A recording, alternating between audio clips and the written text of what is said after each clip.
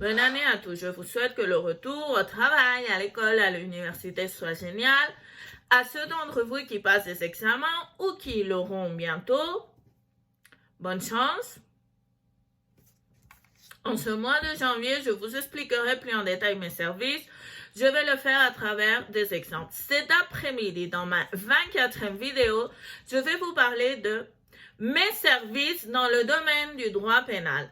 Avant de commencer, je vais vous rappeler que le secret professionnel prévaut toujours. Autrement dit, tout ce que vous me dites est confidentiel entre toi et moi.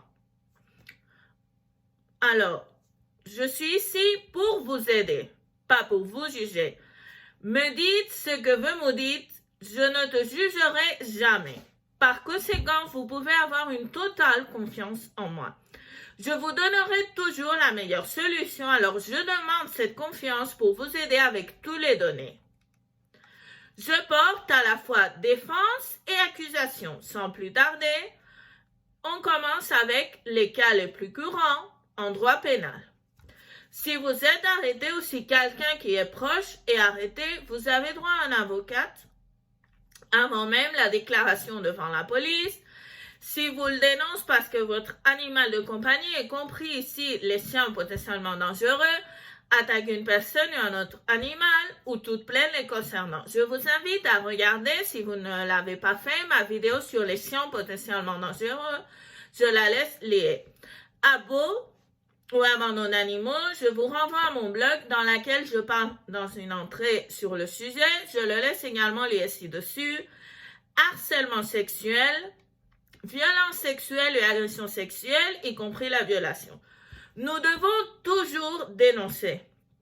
Si pour une raison quelconque vous ne voulez pas aller seul ou vous ne pouvez pas, je n'ai pas de problème de vous accompagner.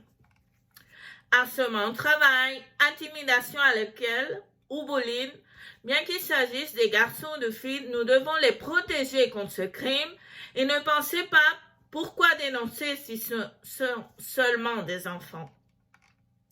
Menace ou contrainte d'un voisin, d'un couple, d'un ex-partenaire, de toute personne, en personne ou online. Si vous doutez que cela puisse être considéré comme une menace ou non, allez à la police ou contactez-moi.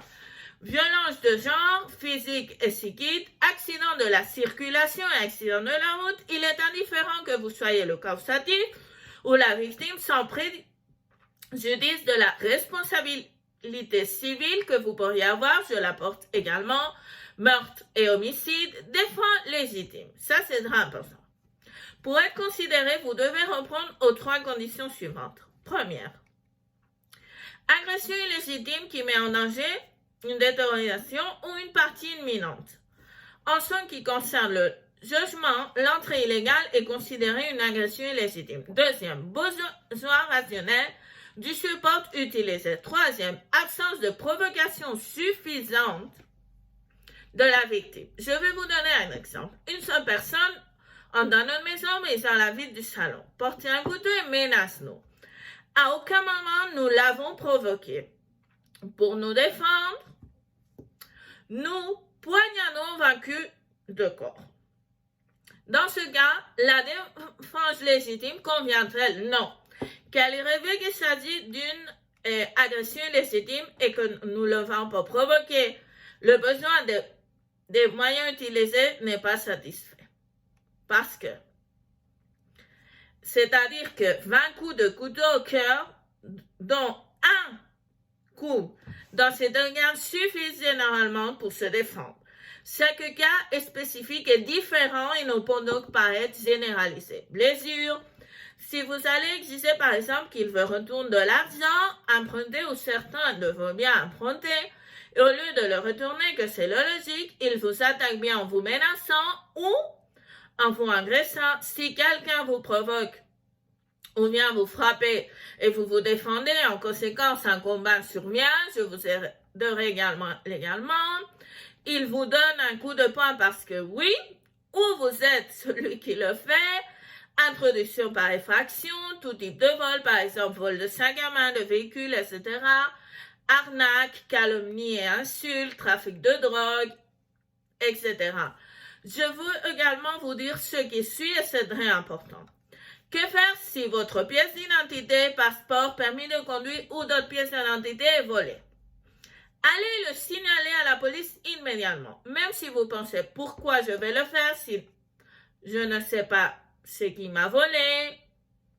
C'est très important parce qu'en le dénonçant, vous enregistrez que depuis le vol, vous n'avez plus cette documentation en votre possession. Ainsi, vous évitez les maux de tête. Par exemple, si vous ne le signalez pas et vous utilisez, par exemple, votre pièce d'identité pour commettre des escroqueries, pour commettre un crime, vous devrez prouver lors d'un procès devant le tribunal que vous n'étiez pas vu. Alors, c'est très important, si on me le vole, aussi si je le perds, le dénoncer. Parce que comme ça s'enregistre que depuis ce moment, on l'a plus. N'oubliez pas, je vous donnerai la meilleure solution possible toujours et je vous dirai aussi toujours la vérité. Avant de terminer, je vais vous dire que sur mon site www.abogadanathaliegonzalez.com, vous avez tous mes services. Si vous avez des questions, je vous aide ravie. J'espère que la semaine se passe bien pour vous. Rendez-vous dans la prochaine vidéo dans laquelle je ferai référence au domaine du droit civil. À plus tard!